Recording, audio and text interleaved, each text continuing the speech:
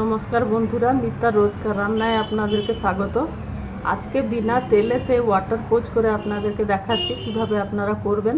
ছোট বাচ্চারা তো এটা খুবই ভালোবাসবে, কেননা আর ওদের স্বাস্থ্যের জন্যও এটা ভালো। বিনা তেলেতে করে আমি দেখাচ্ছি, আপনারা দেখুন কিভাবে করছি।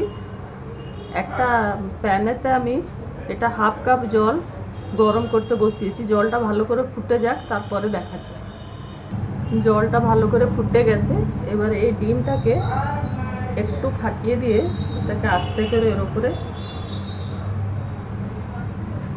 ঢেলে দিচ্ছি।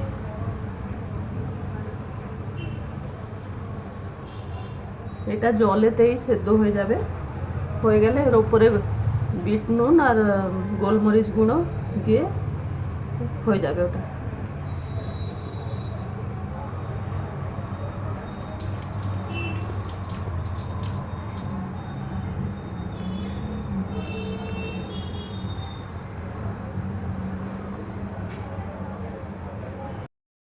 ওয়াটার পোস্টটা হয়ে গেল। এর উপরে সামান্য একটু গোলমরিচ গুঁড়ো দিলাম,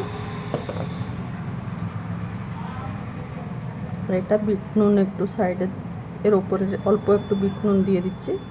ব্যাস হয়ে গেল। একবার আপনারাও করে নিজেরা খেয়ে দেখুন। পাউরুটির সঙ্গেও এটা ভালো লাগে। আর ভালো লাগলে আমার চ্যানেলটাকে লাইক, শেয়ার, সাবস্ক্রাইব করতে ভুলবেন না। ধন্যবাদ।